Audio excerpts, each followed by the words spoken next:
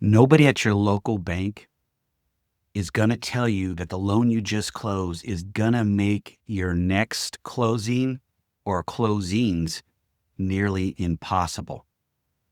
That's not their job. Knowing before you close is yours. So this week, guys, we're talking about the comparisons of DSCR loans and conventional loans. There is a place for DSCR loans and there's a place for conventional loans at your local bank. You can even go to a wholesale lender and they'll do a conventional loan for you. The challenge is it's going to stick on your credit. That's the biggest deal. If you are going to just buy one or two, maybe three investment properties, by all means, go to your local bank, get a conventional loan, leave those on your credit bureau. But if you're looking to scale and grow and have a portfolio, those loans are going to hurt you more than anything. And the other piece of this where we're not talking about it, and I'm meaning me too, what about if you want to go buy a property for yourself? Let's say you're going to take a step up. Let's say you've got a $200,000 house now and you want to go buy a $400,000 house. If you're not, guess what's going to happen? Your DTI is going to go above and beyond the threshold for the lender that you're working with. And the reason why? Because of those investment properties that you have on your credit bureau.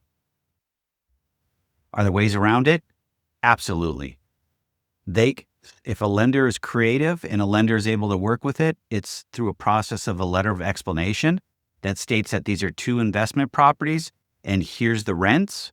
And you can show a series of your bank statements or you can show payments, however you want to do it, that those payments are being made by your renter and they can offset that in your DTI. Some lenders won't. Some lenders like, nope, that's too much of a risk, not willing to do it because if the renter stops paying, guess what happens? You're on the hook. Some lenders will actually do a lower loan to value on this personal property that you're trying to buy to offset that risk, which will then in turn allow you to be able to buy that property. If you want the cheapest rate, go for it. But here's what you should be doing. If you're going to go only to your local bank, you're doing yourself a disservice. You need to be shopping your local bank and your DSCR lenders, whether it be a real estate broker or you going directly to these wholesale lenders that do DSCR loans. So have them give you a loan estimate, compare the two, take a look at it, see what you get. The fees on the DSCR loan, of course, is going to be higher than what your local bank is. I'm not going to argue with that. Their rate could be even better too. There are some DSCR lenders that will actually meet or beat your local rate, but they're not going to beat it on fees. If you're looking to grow past 2 or 3 properties, your local bank isn't going to be able to help you. Your local bank is going to say, too bad, so sad. So by the time you're under contract for your 4th property, you've already signed up, you've already done the inspection, and you're waiting for the appraisal to get done through your local bank. Your local banker comes back and says, wrong. Your DTI is maxed out. Sorry, we can't do that for you. What do? What other option do you have? You're going to be in default of your purchase agreement if you don't actually close out because you can't get financing. Or 2, do you just eat the actual deal and lose your earnest money? That's up to you. If you're looking to grow your portfolio, having that conversation early with a DSCR lender and your local bank is key. You got to find what path works for you. But if you're not asking the right questions when you're sitting down with your local bank or your DSCR lender, you're doing a huge disservice for yourself. And I'm going to share a couple things that you need to be asking your local bank before you actually sign on the dotted line. First question, is the loan going to be reported to your personal credit bureau? Yes or no? Can you actually close in an LLC with your local bank? That answer is more than likely 9 out of 10 times no. What does the underwriting process look like? What documents are required of me to submit my loan package to the underwriting department? Typically, if they're using conventional, they're going to want your bank statements for the last 60 days, your last 2 years of tax returns, your pay stubs for the last 30 to 60 days. They might even want your W-2s. It just depends on each of the lender and the local bank that you're working with. Does a DSCR ask you for those items? Absolutely not. The entry point to play in this game is your credit score. The lender does not look at your debt to income ratio, doesn't look at any of those items. We pull a mortgage credit bureau, and the middle of those 3 scores from Experian, TransUnion, and Equifax is the score they use. The higher the score, the better you are. 720 and above, you start getting preferred pricing.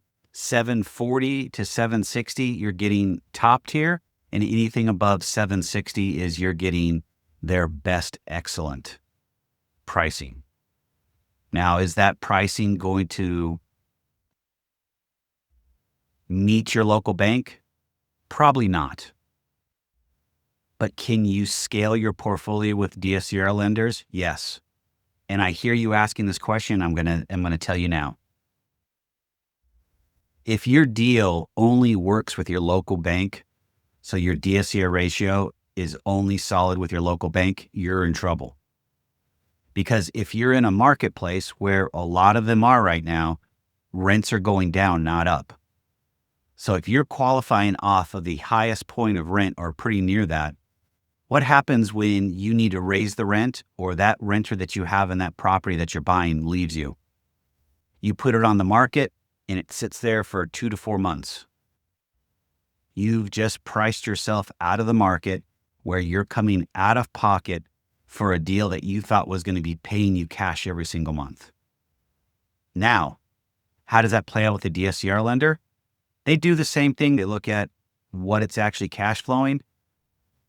But the other thing is, me as your broker or lender, I won't let you write a deal that doesn't cash flow at 1.25 or higher. It doesn't work. Especially in the markets that are being squeezed. I'm out here in Arizona. The market is being squeezed with rents. So guess what's happening? DSCR ratios are coming back down. And when they come back down, compression, your rents go down when your next lease comes up for renewal.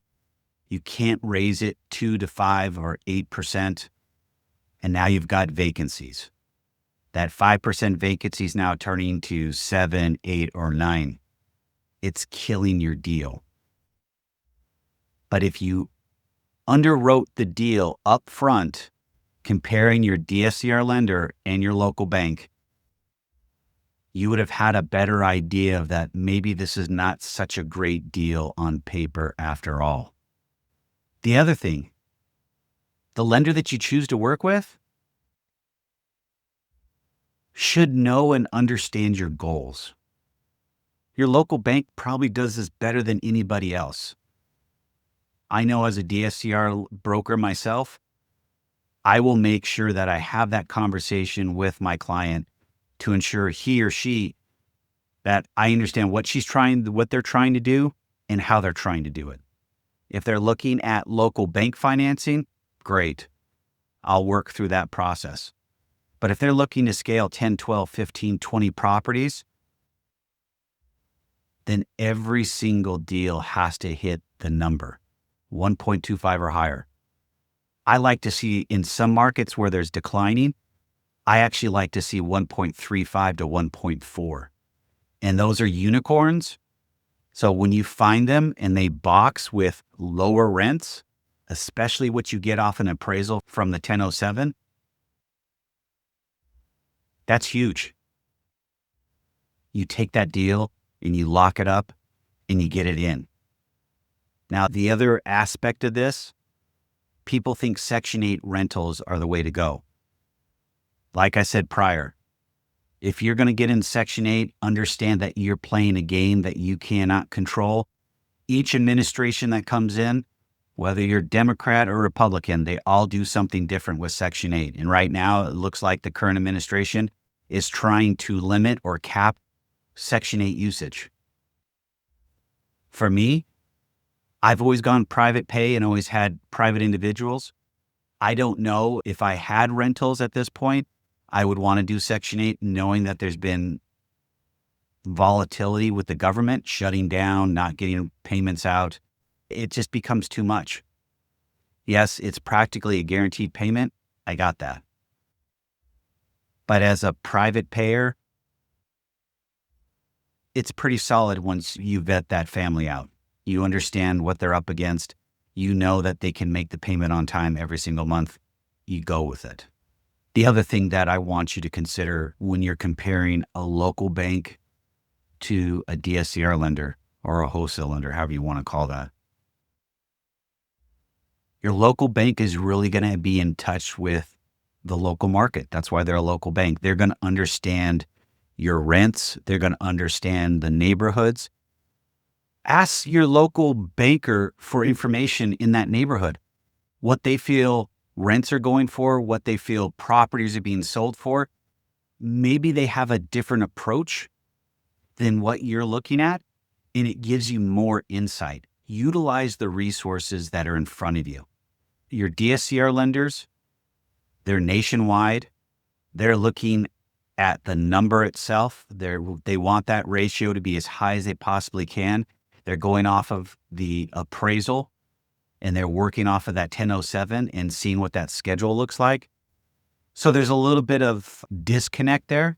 So you as the investor, you need to be able to connect the two. Take what you're learning from your local bank, take what you have from your DSCR lender, and you're the conduit, and put both together. Figure out where you're at. The other thing is, don't go off of houses that are listed for rent. Go off of homes that have been rented already. You've got true rent schedules. And then compare it to what the appraiser puts in the appraisal report. Do you guys match? Do you guys have similar numbers? If your number is 15 or 20% higher than the appraisers, you're in trouble. That deal is dead, because you're ultimately, unless it's being rented for that dollar amount that you're talking about, your lender, local or DSCR, more than likely will use the lower of the two rent schedules, which will potentially kill the deal, and your DSCR ratio can fall to 1 or less. Now, what we've talked about in prior videos, there are lenders that will let you finance a DSCR ratio of 1.0 or less. They want less leverage. So instead of going to 80% loan to value, they might only let you go to 65%. You're like, oh, that's great. I just put some more cash down. That deal is dead on arrival. It's losing money. You're not even covering the mortgage payment. Why would you get into a business to lose money? Don't say appreciation, please, because that's horrible. Appreciation happens over a longer period of time. And don't say tax write-off. You're in the business of cash flow, ROI. How quickly can I get my money back and get myself into another property? And lastly, guys, if you're not asking questions of your local bank and your DSCR lender, shame on you. That means you're misinformed and you're just trying to check a box and make things happen. That's not how you run a business. Yes, DSCR lenders and local banks should be educating. I don't know why they're not. I'm sharing the information. In the age of technology where we have access to practically everything through AI, you can be asking a billion questions and have them ready for answers when you talk to your DSCR lender or your local bank. Sorry, guys, I'm just a little fired up. Lastly, you guys don't have to choose between your local bank and your DSCR lender, but you do have to understand what each brings to the table and how each of the lenders will help you. But if nobody has walked you through this process and you feel lost, reach out. We can have a conversation free of charge. I want you to be educated, because ultimately, if you're not, you're hurting yourself and you're financially putting yourself in a real bad place. The best financing decision that you'll ever make is an educated one. Everything else is just paperwork. So guys, please ask questions. Please make sure that you know what you're getting into. All right, guys, stay safe, stay healthy. I'll see you guys on the other side.